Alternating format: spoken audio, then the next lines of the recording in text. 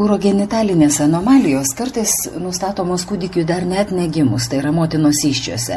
Ultragarsinių tyrimų metu pastebėjus specifinių požymių gali būti įtariama reta liga, kuriai patvirtinti atliekami genetiniai tyrimai tam, kad būtų galima planuoti gydymą kūdikiui gimus arba dėja net nutraukti nėštumą, jeigu anomalijos nesuderinamos su gyvybe. Apie vaikų urogenitalinės anomalijas, jų dažnį, aukštų kompetencijų chirurgiją šiandieną mes kalbame su Vilniaus universiteto ligoninės Santaros klinikų vaikų chirurgijos, ortopedijos ir traumatologijos centro vadovu profesoriumi Gilvydu Verkausku. Daktare, šį pokalbį pradėkime apskritai nuo klausimo retos ligos, kokios tos yra ligos ir kuo ypatingas, kuo išskirtinis yra jų gydymas. Retos lygos yra labai dažnos, nors skaitoma reta, jeigu serga mažiau negu 1-2 tūkstančiam žmonių. Bet tokių lygų retų vis daugiau atranda genetinė diagnostika. 17 metais tai buvo 6 tūkstančiai kalbant, dabar jau 8 tūkstančiai. Nors ir 1 iš 2 tūkstančių, tai kai jų pačių tų lygų 8 tūkstančiai, tai tada jis susidaro didelis žmonių kiekis. Vėlgi, dabar yra Europos referencijos tinklai. Jų yra 24 ir Santaros klinikos turi tikrus narius tuose tinkluose. 8 tikrus narius ir dar keli asocijuoti nariai. Aišku, tai yra didžiausias kiekis Lietuvoje, kurie patvirtinti tikrais nariais. Retas ligas, kad gydyti, tai neužtenka vien gerų norų ir pasakyti, kad mes esam protingi. Reikia turėti patirtį. Tai reiškia, tu bent kažkada tai turėtum būti matęs tą pacientą ar bent vieną, kad žinotum, kaip geriau pasielgti toje situacijoje, kokiu laiku kažką paskirti, kažką gydyti, kada geriau operuoti, kada neoperuoti ir kaip operuoti, kalbant apie chirurgiją. Tai mūsų centras dalyvauja kaip tikras narys Eurogeno, tai retų urogenitalinių ligų referencijos tinklas ir aš esu jo koordinatorius. Toliau yra asocijuoti nariai Ernika, toksai vaikų chirurginių ligų įgimtų anomalijų centras. Ir Eurobonas, kaulų ligų, tai ortopedų daugiau problemos. Taigi, per tuos 3 centrus susidaro didelis kiekis ligų. Tie centrai, vėlgi, jie remiasi kompetencijos centrais, kurie tvirtinami mūsų ministerijai. Tai kompetencijos centrų yra pas mus Santaros klinikoje 38. Į referencijos centrus įeina gydytojai, aišku, iš tų visų kompetencijos centrų, kaip ir, pavyzdžiui, mūsų referencijos centras, tų urogenitalinių ir kompleksinių sutrikimų. Jį įeina ir genetikai iš kompetencijos centro, ir psichologai, ir nefrologai, radiologai, slaugytojos. Dabar praėjo auditas tarptautinis, tam reikėjo didelio įdirbio, kad patvirtintų mus tuo referencijos tinklu. Reiškia, pagrindinis, aišku, to audito dalykas, kiek jūs pagydėte pacientų per metus. Nes jeigu pacientai atvyksta, reiškia, jie mumis pasitikė ir mes galim sakyti, kad viskas tvarkoja. Gal galima būtų suklasifikuoti, kokios retų ligų grupės pasitaiko dažniausiai jūsų praktikoje? Mūsų centre yra pagrindinės grupės. Tai viena iš šių grupių ligų tai yra ekstrofijos visokios. Tos visokios tai yra epispandė, tai šnekant šlapimo pūslės ekstrofija ir kloakos ekstrofija. Tai yra tokios ligos, kai nesusiformuoja apatinė pilvo dalis. Nėra funkcionuojančios arba tik tai šlaplės, arba kartu ir pūslės, arba kartu ir žarnos. Tai labai retai. Lietuvoje 1 per metus, plius minus. Ir tai labai sudėtinga, nes pūslė iš urologinių dalykų yra pats sudėtingiausias organas, kad jis veiktų teisingai, kad ir išsituštintų gerai ir sulaikytų gerai šlapimą. Jeigu blogai sulaiko, tai yra nelaikymas, jeigu per gerai sulaiko, tai tada blogėja inkstai ir irgi reikia kažką daryti. Ir ten yra reikalų, nes kai jie nesusiformavę, tai labai gerai nepadarysi, bet pirma neteisinga operacija iš esmės reiškia, kad mes prarandam šansą padaryti gerai. Ir todėl tas pirmos operacijos teisingas padarimas yra labai svarbus. Tam, kad jį išmokti, tenka tikrai nemažai padirbėti ir man teko ir Indijai dalyvauti seminaruose tam, kad pamatyti daugiau tokių atvejų ir Jungtinėse valstijose. Kita grupė ligų yra įgimtos genitalinės anomalijos. Tai yra tada, kai gimus mažam vaikui, neaišku kokia lytis. Vėlgi Lietuvoje tai yra apie 5 atvejai per metus. Nėra dažna, tačiau nėra taip ir mažai. Kiekvienas atvejis skirtingas. Jį reikia įvertinti, pasižiūrėti, reikia operuoti, nereikia. Ir jeigu operuoti, tai kaip operuoti. kad ta operacija būtų sėkminga. Tikrai dauguma jų komplikuojasi, kaip ir daugelį kitų chirurgijos sričių, chirurgai vertinami, tai kad pacientas patektų pas jau operavusi chirurgą, ne pas bilę kurį. Iškai pacientas turi būti tikras, jeigu jis ateina į Europos referencijos centrą, jis turi žinoti, kad ten jį operuos nerezidentas, pavyzdžiui, tai operuos būtent patyręs daktaras. Patyręs apskritai toje srityje. Būtent to lygoje. Toj lygoje, bet tai čia tų lygų, kaip jūs sakote, per metus 1-5 atvejai. Tai jeigu vienas atvejis per metus, tai yra per mažai iš tikrųjų. Tai mes turim sukaupti patirtį tokių operacijų. Gerai operuojantis būtent tą lygą chirurgas, jis turi būti išoperavęs kiekvienai, aišku, lygai yra skirtingai, bet ne mažiau 20 atvejų. Bet čia yra kažkoks tai laiko limitas, nes, pavyzdžiui, smuikininkas sako, nepagrojo jau, nebegali. Taip, pavyzdžiui, kataraktai, sakykime, per metus ten ne mažiau 100, kad būtų geras, nes labai didelis kiekis tų lygų. Aišku, tarp chirurgų yra didelis skirtumas. Vienas išoperuoja 100, kitas 1. Ir tas sako, kad aš moku operuoti. Bet čia yra klausimas, kuris geriau išoperuos. Kad jis ligą pagydys, tai tvarkoja. Bet ar po to neturės kitų komplikacijų dėl to, kad, sakykime, kitaip susiūta, dėl to, kad skaudės aplinkui. Nors ir kaip ir liga dingo, bet kažkokios kitos problemos atsirado. Ir ar tai ne dėl chirurgijos, ar tai ne dėl to, kad galėjo išoperuoti geriau. Komplikacijų pasitaiko visiems. Tai yra, ir man tekia yra ne kartą ir savo komplikacijas operuoti. Aišku, ir kitų chirurgų komplikacijas operuoja. Ir reikia mokėti operuoti ir komplikacijas, nes jų chirurgija visada pasitaiko. Daktare, kiek yra gydytojų centre, kurie būtent operuoja tas retas ligas? Tie žmonės yra įvardinti retų ligų centrų gydytojų sąrašuose. Tokios ligas kaip ekstrofija. Iš esmės mūsų skyriuje operuoja 2 gydytojai. Pavyzdžiui, vienas atostogauja, kitas gali būti, kuris galėtų operuoti. Yra kitos lygos iš tų retų, kurios nėra tokios retos, sakykime, vienas iš 2000 maždaug. Tai tas operuoja jau 3 gydytojai, kiti tik mokosi, padeda operuoti. Visų pirma, mes turime matyti ir užtikrinti, kad pacientas atvykęs būtent bus ne tik išoperuotas, bet ir konsultuotas teisingai. Jam bus pasakyti, kada geriau operuoti, kada tą operaciją padaryti, kokiu būdu, ką pirmiau daryti, ką vėliau daryti, nes dauguma operacijų yra studijuojamos. Nedaroma viskas per vieną kartą, kai daromas etapas pradžioje, po to kitas etapas. Kiek yra atsekama priežasčių, kodėl atsiranda tos retos ligos ir ar galima jas prognozuoti iš anksto, kol dar vaikelis negimęs? Priežasties išaiškinimas vis gerėja, tačiau dauguma išlieka be neaiškios priežasties. Mes reiškia nežinom tiksliai to geno ir kokiu būdu jisai paveldimas, bet siekiant tą sužinoti. Čia visas dabar to judėjimo tikslas ir yra toks. Taip. Turėdami vieną atvejį mes nesužinosim, nes visą genomą nuskenavę, mes nežinosim, koks ten geno pokytis galėjo nulemti. Mes turim turėti daug atvejų, todėl tas judėjimas ir tie tinklai reikalingi tam, kad sukaupti atvejus. Ir tada turim daugiau atvejų, palyginę genomus, mes galim pasakyti, surasti koks genas, kokiu būdu jis paveldimas ir tada tėvam pasakyti. Ir tai labai svarbi dalis darbo šito multidisciplininio centro, kad mes visą laiką turim genetikus, kurie gali pasakyti, dėl ko. Arba pasakyti, kad mes dabar nežinom. Aišku, tėvų klausimas, ar mes galėsim kito vaiko susilaukti. Nėštumo metu galima daryti genetinę analizę, bet reikia žinoti, ko ieškai. Ir galim mes pagristai nutraukti nėštumą ankstyvoje stadijoje, kad išvengti retos ligos, kai žinosim, kad vaikas numirs po 2-3 metų. Ir jokių šansų šiuo metu, pavyzdžiui, nėra jie išgelbėti. Aišku, paveldimumas vėlgi būna skirtingas kiekvieno geno. Ar tai paveldėsis 100%, ar 50%, ar 1%. Kitas tikslas tų retų ligų diagnostikos ir gydymo, tai kad kuo anksčiau diagnozuoti lygą, nes žinia, kad yra lygų, kur mes jeigu anksti gydyti pradėsim, tai visai kita prognozė bus.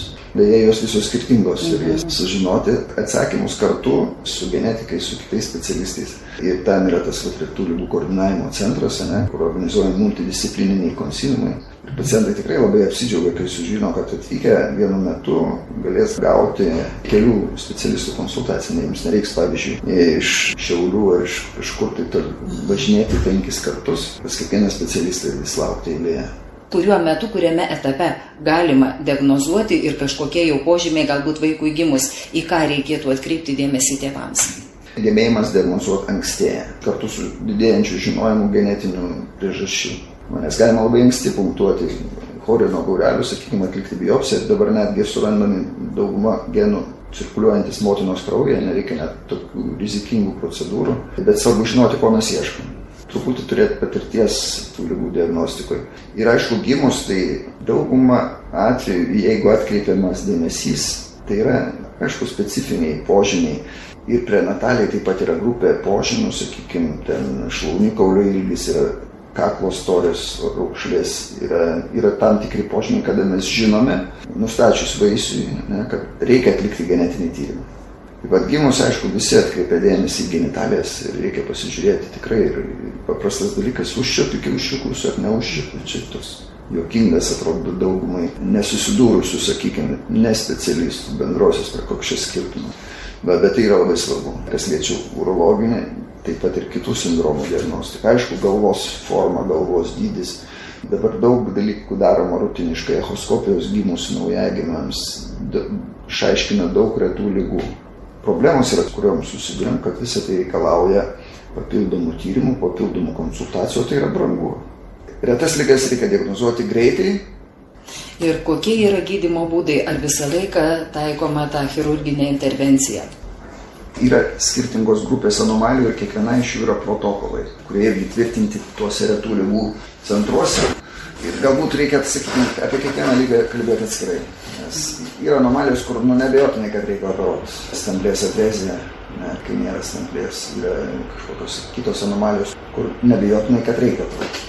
Yra anomalijos, kur požiūris keičiasi. Kai kurios, pavyzdžiui, kaip didelės išvaržos, bambos, kur galima kartais ir neoperuoti. Aišku, reikia aptarti su tėvais. Urologinės anomalijos irgi dabar vis keičiasi požiūris, pavyzdžiui, ar, sakykime, riestas pimpaliukas, kiek jisai trukdys. Visi mes anksčiau sakėm, kad reikia operuoti. Dabar visam pasaulyje keičiasi požiūris šiek tiek ir sakoma, kad gal reikia tam pačiam berniukui, kai jis užaugs, leisti apsispręsti, ar jam tas riestumas trukdo ar ne, pavyzdžiui, lytiniam santykiam. Tai gal tam berniukui ir visai netrukdys. O operacijų, pavyzdžiui, anomalijos gali būti ir kelios, ir skausmingos, ir po to psichologinė patirtis vaiko yra skausminga. Kartais gal ir neverta skubėti operuoti. Bet kad mes tą sužinotume, kokia geresnė gyvenimo kokybė po tokių operacijų anksčiau ar vėliau darytų ar nedarytų, tai tam reikia tyrimų mokslinių. Iš vieno atveju nepadarysi. Apie statistinę analizę kalbant ir palyginimą, kas geriau, tai iš tikrųjų sudėtinga. O moksliniai tyrimai sunkiai dėl biomedicinių tyrimų etikos įstatymo ir dabartinių visų bioetikos komitetų reikalavimų. Nes mes tam, kad daryti tyrimus, pavyzdžiui, netgi įtraukti vaikus su reta liga į registrą, mums reikia vienas dalykas, kad rašyti didelį darbą, gauti leidimą.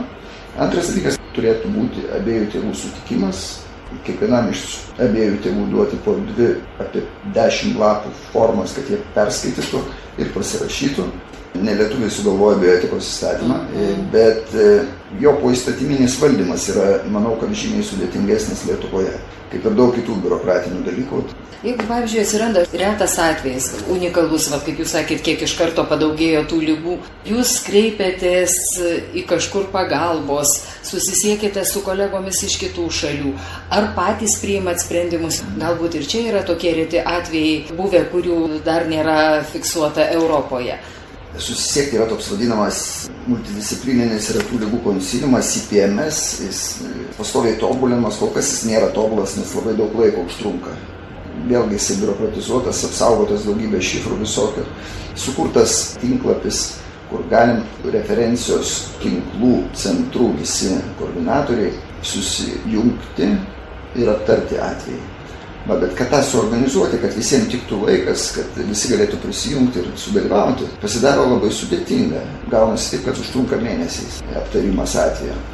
Dauguma tų centrų koordinatorių turim ryšių su kitais centrų kolegomis. Dažniau mes naudojamės ne tuo oficialiu būdu, konsiliumu, bet visgi dažniau naudojamės būdu paskambinti kolegomis, kur mes žinom, kad dirba toj srity, turi didesnį patyrimą ir pasitarti. O ar tekia jums, kad jūs tokie pradininkai kažkurioje srity esat buvę, tai ko jūs būtų kreipęsi iš kitų šalių? Man teko mokytojauti Kazakstane, sakykime, dėl šitų būtent retų ligų ir retesnių operacijų, būtent endoskopijų, laparoskopinių. Nes mes su savo Lietuvos atvejais mes nieko nenustebinsim. Iš 3 milijonų mes turim, kaip sakiau, vieną ekstrofiją per metus, kur, pavyzdžiui, nuvažiavom, kai aš dalyvavau tokiam su amerikonų organizuotame workshop'e Indijoje, ekstrofijų gydymo, tai per savaitę išoperavome 50. Būtent jie žino, kad vieną kartą per metus atvažiuoja patyrusių chirurgų komanda ir operuoja. Tai va, atvažiuoja per tas dienas, išoperuoja per 3 operacinės, per 3 operacijas per dieną ir gaunasi tas skaičius ligonių. Tai aišku, kad žmonės, kurie operuoja tokiu būdu, jie surenka žymiai didesnį patyrimą. Nors yra mūsų santaros klinikose labiau suaugusių specialistų, kurie tikrai skaitosi pasaulinio lygio ekspertais, nes ten yra operuotinos dažnesnės retos ligos negu vaikams. Pas mus atvyksta pacientai daugiau iš tų rytų bloko šalių, kurie ilgą laiką neturėjo geros mokyklos. O kokio amžiaus maždaug yra operuojami vaikai? Vėlgi čia tos ligos skirtingos, bet kad kažkokį vidurkį ar galima išvesti? Dažniausiai vis tiek mes stengiamės, kalbant apie urologinės anomalijas, tai pradėkime nuo vaikų chirurginių anomalijų, kurias būtina operuoti, jas operuojam iš karto gimus. Pavyzdžiui, stemplės atrezija, reikia iš karto gimus išoperuoti, nes kitaip vaikas numirs. Didžiulė diafragmos išvarža ir yra keletą tokių ligų, kurios yra plyšęs pilvas, žarnos yra išorėje. Reikia kažką daryti iš karto gimus, nes kitaip neišgyvens vaikutis. Mes nesprendžiame, žinoma, kad reikia taip daryti. Nors kai kurių anomalijų požiūrės jas keičiasi, pavyzdžiui, šlapimo pūslė, kai yra atvira, nesusiformavusi. Seniau irgi stengiamasi buvo operuoti kuo anksčiau. Dabar mes žinom, kad irgi patirtis tarptautinė, kad nebūtina skubėti ir kad netgi geriau neskubėti. Ir išoperuoti 4 mėnesių, 5 mėnesių. Ir tas vaikutis puikiai išgyvena tą laiką žymiai geriau neoperuotas, nes jis iš karto patenka į mamos glėbį. Nes jeigu mes tokią operaciją darom 6 valandų piką gimusiam vaikui, tai jis patenka į reanimaciją. Joje būna ilgai mobilizuotas ir nejaučiantis mamos šilumos. Tai pamatė, kad iš tikrųjų žymiai geriau leisti vaikui būti su mama 3-4 mėnesius, kol jis sustiprės, kad padaryti tą sudėtingą operaciją stipresniam vaikui. O toliau lytinių organų anomalijos, kurių yra daug, gana, mes stengiamės operuoti tokiam amžiui, kad vaikas neprisimintų skriaudos. Nes tai yra jautri vieta. Ir jau vyresnis vaikas, kaip kokių 1,5 metų, jau jisai pradeda domėti savo genitalijomis ir jau don't touch, čia yra mano. Kol viskas tas yra sauskelnėse, mes žymiai saugiau padarom ir jaučiame, kad vaikas mažiau kankinasi. Jis net nežino, kad išoperavo. Viskas yra sauskelnėse, šlapimas išbėga ir viskas gerai. Kai jau maišiuką reikia pakabinti, kad šlapimas išbėgtų, jau vaikų yra didelė problema. Ir su kiekviena anomalija lygiai taip pat yra skirtinga šiek tiek požiūris, koks yra optimalus amžius, kada ją geriau išoperuoti. Tai yra anomalijų spektras, ne? Tai gali būti labai labai ryškios anomalijos ir nepastebimos. Pavyzdžiui, įgimti šlaplės vožtuvai. Tai yra tokia irgi urologinė anomalija, kurią dažnai diagnozuojama jau prieš gimimą. Matom, kad blogėja vaisiaus inkstų būklė, prenataliai. Tada jau aišku, kad ta anomalija labai rimta, tie vožtuvai labai dideli ir šlapimas neišbėga. Va, tačiau tie vožtuvai gali būti mažiukai, bet jie bus. Ir jie nepasireikš prieš gimimą, nepasireikš ir po gimimo, viskas bus gerai. Tačiau po truputį, tas sutrikęs šlapinimas jis duos žinoti, prasidės infekcijos, pradės blogėti pūslės būklė, šlapimo nelaikymo požymiai. Ir tada jau mes patenka tas vaikutis jau kokių 6 metų, 7 ir dar vyresnis. Arba, sakykime, vėžiai. Aišku, kad polinkis daugumai vėžių yra įgimtas ir vaikam ir naujagimiam būna vėžys. Bet kai kuriems jisai dar tik pradinėse stadijose, dar tik užuomazga. Skirtingam vėžiui skirtingas amžius piko pasireiškimo. Vienas vėžys 1 metų, kitas vėžys 5 metų vaikams dažniau pasireiškia, kitas 15. Kai kurie vėžiai būdingi sindromams, apie kuriuos mes sužinome iš išorinių anomalijų, pavyzdžiui, didelis liežuvis, yra tokia sindromas, pavyzdžiui, Bekvito lydema. Žinom, kad prie to sindromo gali būti dažnesnis inkstų vėžys, todėl darom echoskopiją, žiūrim, tikrinam, kas kažkiek laiko. Keista šypsena, Sočiovo sindromas. Tokie vaikai tiesiog keistai šypsosi. Arba kai jos skriaudi, jie atrodo, kad šypsosi. Ir pasirodo, reikia jiems padaryti echoskopiją, nes jie gali būti labai toli pažengusi inkstų anomalijai ir šlapimo pūslėse. Čia reikia specialistams žinoti. O ką, tėvai negali pastebėti tokių pokyčių? Gali, labai reta. 8,000 ligų, kiekviena iš jų turi va tokį požymį keistą. Neįmanoma, kad visi tėvai tai žinotų. Svarbiausia, kad tėvai rūpintųsi vaiku. Ir žinia iš tų retų ligų tinklų, tai kad jeigu kažkas įtartino, visgi ieškoti daktarų, kurie turi didesnę patirtį. Ir negalvoti, kad kiekvienas šeimos daktaras privalo žinoti, kad jeigu keistai šypsosi vaikas, tai čia yra galbūt įtarimas rimtos ligos. Nes dažnai žmonės kaltina, kodėl tas daktaras nežinojo tokio dalyko. Neįmanoma visko žinoti. Tikrai neįmanoma. Ir nereikia dėl to kaltinti daktarų. Nes ir specialistai yra tų ligų tinklų. Mes ne viską žinosim. Ne kiekvieną žinosim ten tą kažkokią šypseną ar dar kažką. Tiesiog reikia rūpintis ir nevengti ateiti pakartotinai konsultacijai, jeigu nesiseka daktarui. Mes kartais galim pražiūrėti irgi kažkokį retą dalyką. Jeigu jūs matot, gydymas nepadeda, eikit kantriai dar kartą pas tą patį daktarą. Sakykit, man netiko, kažkas negerai tam vaikui, nepasisekė, gydymas neveikia. Ir mes tada kartu galvosim su tėvais ir galvosim, kaip tai išspręsti. Galvosim, ir gydytojui nesmagu visą laiką, kai jo gydymas arba patarimas neefektyvus. Jisai pradeda galvoti. Bet jeigu jūs pirmą kartą pasakėt, kad gydytojas, tai kai jis patarė neefektyvų, reiškia blogas gydytojas, reiškia jis neišmanęs. Eisiu pas kitą. O ką galvojat, kitas jis yra labiau patyręs, dar klausimus, ar jis labiau patyręs. Jisai vėl pirmą kartą matys pacientą, jis vėl pabandys dažniausiai jo patirtą gydymą ir jis vėl neefektyvus. Mes turim tokių pacientų prieinančių, kad gydytoja vienas nepatiko, kitas nepatiko, trečias nepatiko, jis renkasi naują.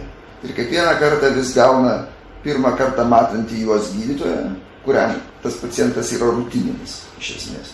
Koks išgyvenamumas, kokia gyvenimo trukmė, kokia gyvenimo kokybė po jūsų stebuklingo darbo? Šitas klausimas ypatingai sudėtingas, aišku, ir labai svarbus. Vėlgi, kiekviena anomalija kitokia. Ir aišku, siekis visų yra dabar, ir tai yra tikrai tokia kryptis, netgi mokslė medicinos gyvenimo kokybė. Jeigu mes seniau buvo geras operacinis rezultatas, tai kaip sakoma, jau mes išmokom operuotis. Ir jau viskas parašyta apie gerą rezultatą operacinį. Kas iš to, kad geras operacinis rezultatas, jeigu ligonai blogai. Tai dabar yra kitoks jau mokslo požiūris, kad mes jau ne vien tik tai norim paskaityti apie gerą operacinį rezultatą, bet norim paskaityti ir apie gyvenimo kokybę, vis daugiau tokių darbų yra. Keičiasi šiek tiek ir mąstymas ir gydytojų, mes vis daugiau orientuoti į gyvenimo kokybę, o ne į gerą operacinį rezultatą. Čia kaip ir su kalbėtom, pavyzdžiui, hipospadijom. Tai kas, kad mes pagaliau turėsim tiesią varpą, bet jinai bus nejautri. Arba, sakykime, neatliks savo funkcijos vis tiek. Operacinis rezultatas, kurį mes įdėsim į vadovėlį, atrodys geras. Tiesi, graži, šlaplė ten, kur reikia, bet nieko gero gyvenime tam žmogui. Nes jisai vien bus išprotėjęs dėl tų 10 operacijų, kurios padarytos ir kitų dalykų. Tai tas vėlgi požiūris į kiekvieną anomaliją keičiasi irgi, ta prasme.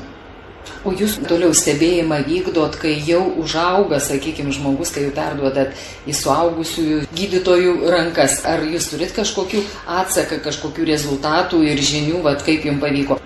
Išsivystęs pasaulis, dabar kūriamos tranzicijos klinikos. Nes kaip yra pas mus Lietuvoje, mes esam vaikų specialistai, mes galim konsultuoti ir gauti apmokėjimą už tą konsultaciją tik tai iki 18 metų.